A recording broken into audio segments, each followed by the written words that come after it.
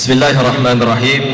Assalamualaikum warahmatullahi wabarakatuh dan salam sejahtera. Alhamdulillahirabbil alamin wassalatu wassalamu ala asyrafil anbiya wal mursalin sayyidina wa maulana Muhammad wa ala alihi wa sahbihi ajmain. Amma ba'. Pertama sekali saya mohon pada pengurusi kalau boleh lebih masa lah yang akhir kan. Ini suara anak muda.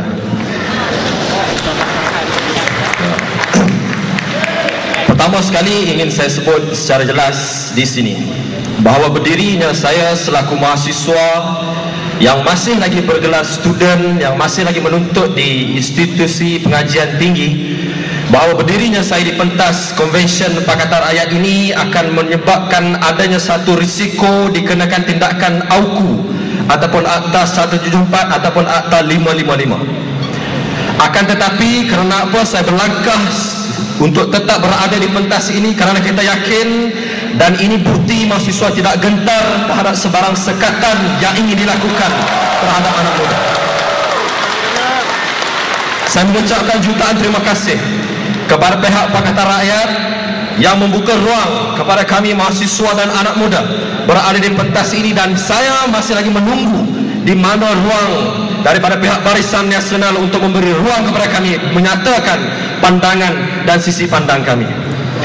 Saya meraihkan barisan pimpinan Pakatan Rakyat dari Parti PAS, DAP dan PKR yang berada di atas pentas serta seluruh pimpinan di setiap peringkat serta seluruh hadirin hadirat dan mahasiswa dan anak muda yang hadir pada hari ini.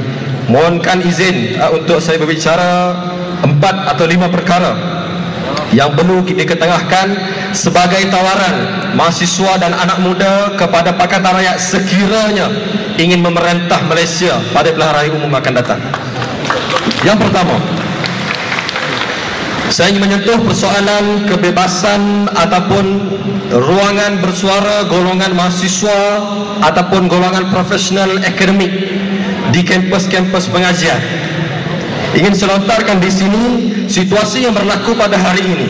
Mahasiswa dan golongan profesional, contohnya golongan profesor-profesor di universiti, mereka seolah-olah bergerak dan bergerak kerja, berfikir dalam keadaan yang tidak seronok dan begitu tertekan akibat tekanan dan asakan sekatan yang dilakukan oleh pihak kerajaan pada hari ini, menyebabkan gerak kerja yang mereka lakukan, idea pandang yang mereka lontarkan hanya dalam ruang lingkup mengejar ranking universiti, dalam ruang lingkup memenuhi kehendak universiti tanpa sebarang ruang peluang yang menyebabkan mereka boleh menyumbang sama ada apa yang mereka nyatakan itu bertentangan ataupun menyentuh sensitiviti pihak kerajaan. Kita melihat ini akan memberikan satu sumbangan yang cukup baik, idea pandang yang cukup baik kepada pihak kerajaan sekiranya ruang ini dibuka dengan luas. Saya berikan satu contoh dalam konteks mahasiswa. Mengapa mahasiswa yang terlibat dalam jurusan yang mengambil bidang sains politik, mereka belajar apa itu politik, mereka belajar apa itu sistem demokrasi, mereka belajar apa itu pilihan raya, akan tetapi turun ke lapangan pilihan raya pun ditangkap, bahkan dibicara sehingga sekarang belum selesai isu UKM4. Jadi kita melihat ini retorik yang dilakukan oleh pihak pemerintah sekarang, yang jika Pakatan Rakyat ingin memerintah, pastikan perkara ini tidak berulang dan selesai. Itu yang pertama. Yang kedua,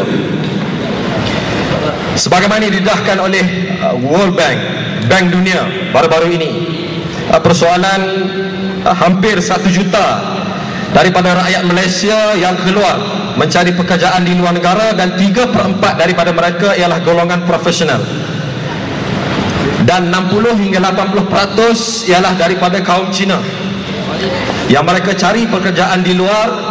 Dan mereka ini ialah bukan golongan yang biasa, mereka ialah golongan yang pakar, yang ada idea pandang, yang profesional, yang taraf mereka doktor, PhD, dan diiktiraf tidak di Malaysia tetapi diiktiraf oleh seluruh negara-negara di dunia. Buka kepada mahasiswa dan anak muda untuk persoalan-persoalan sebegini.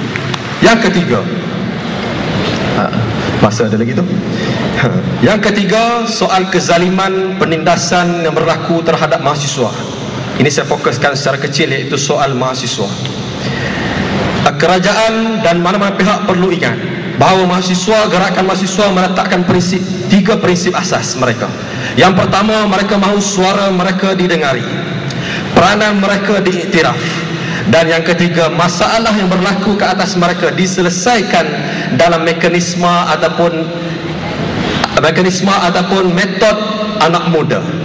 Tiga prinsip ini mesti dipandang serius oleh mana-mana pihak kerajaan, sama ada kerajaan persekutuan ataupun kerajaan Pakatan Rakyat di Kedah, Pulau Pinang dan sebagainya, Kelantan dan lain-lain.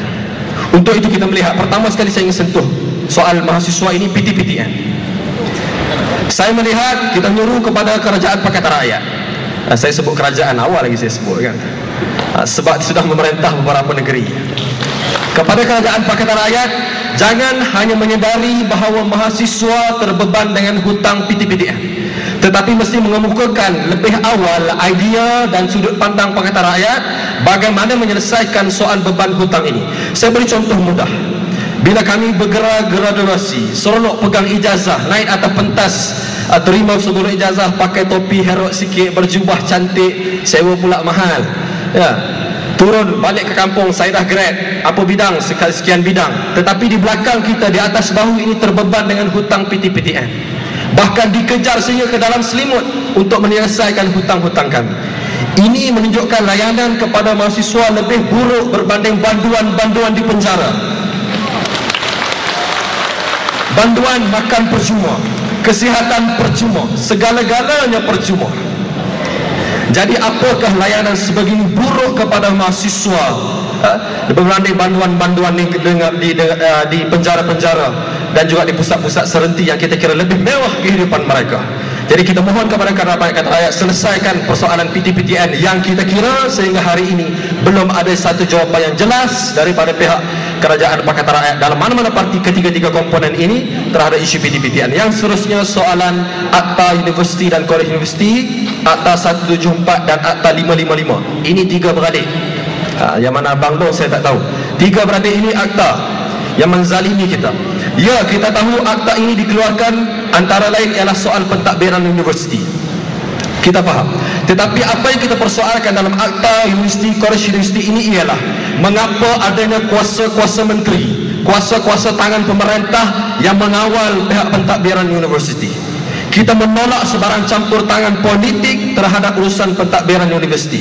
Mengapa perlu mereka yang akan menjadi NC, mereka yang nak jadi TNC, mesti orang yang pro kepada kerajaan, sehingga menyampingkan, mengenepikan golongan yang sebenarnya layak, yang sebenarnya berkemampuan, yang sebenarnya lebih diiktiraf di peringkat-peringkat antarabangsa untuk memegang, mengurus tadbir pihak peringkat universiti. Anak muda ada 1 minit lagi. Anak 1 minit lagi. Terima kasih Pak Cik Tua. Terima kasih ayahanda kita. Anak dengan ayah kan. Tak apa anak muda. Okey, carry on. Boleh ya? Hilang dah poin saya. Saya melihat di sini bahawa sebab itu bila berlaku persoalan ini timbullah profesor-profesor ternama kononnya yang mengatakan Malaysia tidak pernah dijajah dan sebagainya, fakta-fakta yang bercanggah dan fakta yang sungguh bias dan menyeleweng daripada kita mahasiswa untuk menerima fakta sebenar yang asasnya ialah untuk memihak kepada parti pemerintah. Ini kita mengelak, kita menolak keras segala campur tangan luar ini. Termasuk AUKU ini kita melihat akta ini sungguh tidak relevan dan hanya retorik semata-mata. Kemana hilangnya kelab-kelab UMNO di universiti-universiti di luar negara? Kemana hilangnya suntikan dana kepada pihak-pihak aspirasi di kampus untuk menggerakkan pilihan raya kampus, untuk memenangkan perwakilan-perwakilan yang memihak kepada kerajaan UMNO dan Barisan Nasional? Mana tindakan AUKU kepada mereka? Mana pelaksanaan AUKU kepada mereka? Kalau AUKU ini juga retorik oleh pihak kerajaan, mahasiswa kita seru, kalau ini juga kerajaan akui bahawa AUKU tidak relevan dan tidak membantu memenangkan kerajaan Barisan Nasional, maka kita seru juga AUKU perlu dimansuh, bukan dipindah. Kita sebut sekali lagi, mansuh AUKU, bukan pindah AUKU. Itu yang kedua. Yang seterusnya dan juga yang satu sebelum terakhir, ayahanda YB Johari. Satu yang sebelum terakhir adalah suara anak muda. Ini sebagai kesimpulan yang saya ingin khususkan di sini dalam ruangan masa yang ada, yang saya yakin sebenarnya banyak lagi tuntutan mahasiswa dan anak muda kepada pihak kerajaan Pakatan Rakyat. Tapi dalam kekangan masa yang ini saya cuba lontarkan beberapa benda. Dan yang terakhir ialah soalan suara anak muda. Kita mohon kepada kerajaan Pakatan Rakyat, jika ingin memerintah Malaysia, pastikan ada ruangan yang betul-betul tepat untuk suara anak muda, khususnya mahasiswa dan golongan belia, mereka yang golongan intelektual ini, untuk meletakkan dan memanfaatkan apa yang mereka perolehi di kampus dan di universiti untuk mereka sumbangkan kepada pihak kerajaan. Kita tidak mahu hanya melalui persidangan biasa. Kita tidak mahu hanya melalui majlis-majlis dialog bersama Pak Menteri. Kita tidak mahu hanya majlis ramah mesra, majlis Aidilfitri, majlis kongsi facai bersama Pak Menteri. Tapi kita mahu tempat yang sesuai.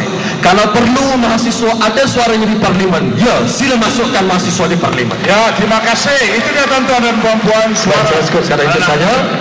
Cukup sekadar itu saya ucap terima kasih kepada Jalan Pakatan Rakyat. Dan sekali lagi saya pertegaskan, saya mewakili gabungan mahasiswa Islam se-Malaysia GAMIS, dan mudah-mudahan apa yang saya lontarkan ini membawa suara mahasiswa dan anak muda, dan saya mohon maaf jika berlaku sebarang kesilapan. Dan untuk itu Pakatan Rakyat pastikan harapan anak muda dilaksanakan. Wallahu a'lam. Wassalamualaikum warahmatullahi wabarakatuh. Terima kasih.